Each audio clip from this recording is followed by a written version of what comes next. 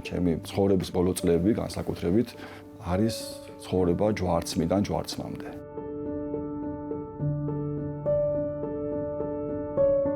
ეს ნიკოლოზ კიკვიძის ამბავია, რომელიც უკვე 15 წელია სწორედ ასე ხის თითოეულ დეტალში სითბოსა და დიდ სიყვარულს აქსოვს. 87 ჯვარცმა და არაერთი გამორჩეული ვიზუალი, ცაცხვის ხეში ნაკვეთი ხატი. ეს ის საქმეა, რომელიც რწმენასთან ერთად დიდ მოთმინებასა და სულიერ სიმშვიდეს მოითხოვს.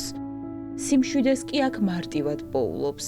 ნიკოლოზ კიკვიძის სახელოსნო სამების საკათედრო ტაძრის ეზოში მდებარეობს.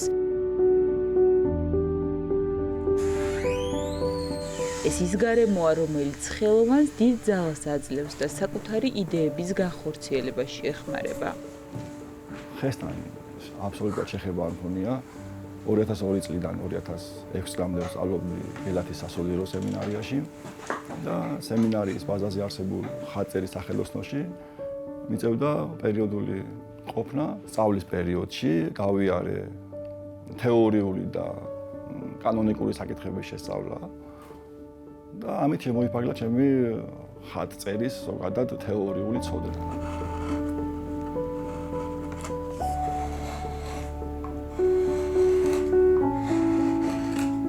თავიდან დავიწყე პატარა მინიატურულ ნაკეთობებზე მუშაობა, გულსაკით ჯვრებზე და გულსაკით მედალიონებზე. თუმცა მალევე გადავერთე დიდი მოცულობის ხატებზე და დიდი მოცულობის ჯვარცმებზე. ამაში განსაკუთრებული როლი ითამაშა 2013 წლის მოვლენებმა, რომელიც ჩემს ცხოვრებაში მოხდა. ეს იყო უწმინდესთან პირველი შეხვედრა.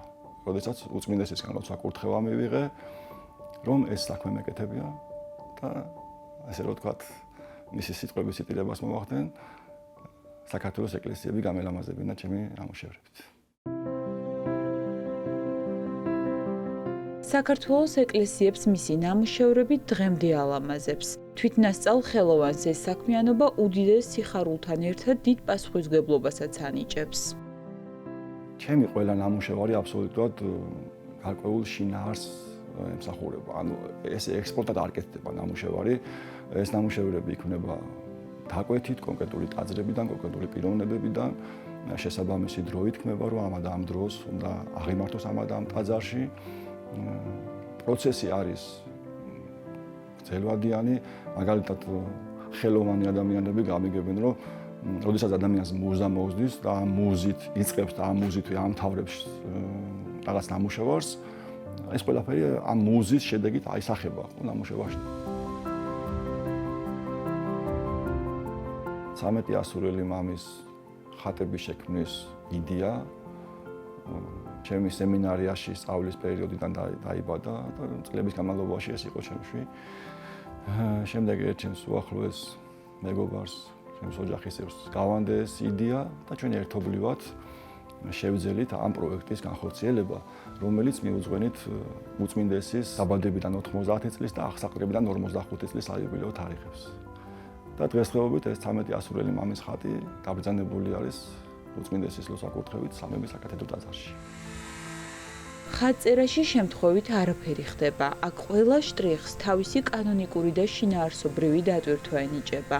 ამიტომ ნიკოლოზ კიკვიძე სწორედ ასე დეტალებში ასრულებს ნამუშევარს.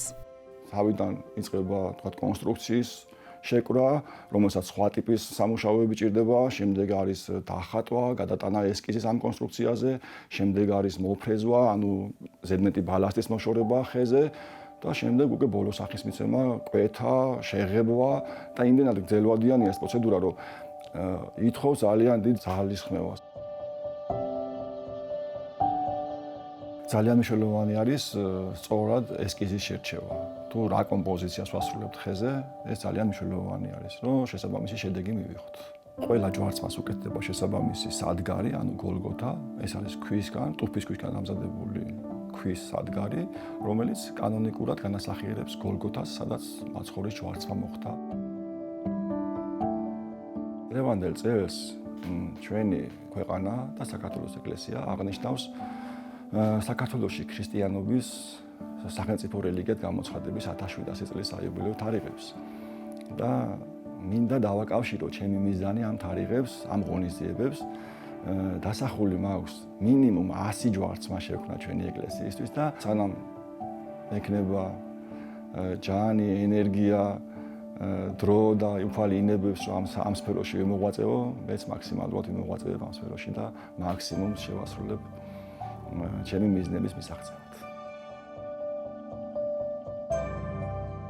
წინ კიდევ ბევრი მიზანი აქვს, სურს რომ საკუთარი შემოქმედებით გამორჩეული ვიზუალის ნამუშევრები შექმნას და თავისი ქვეყნის ეკლესიებს ხეში ნაკვეთი ხატები შემოუნახოს.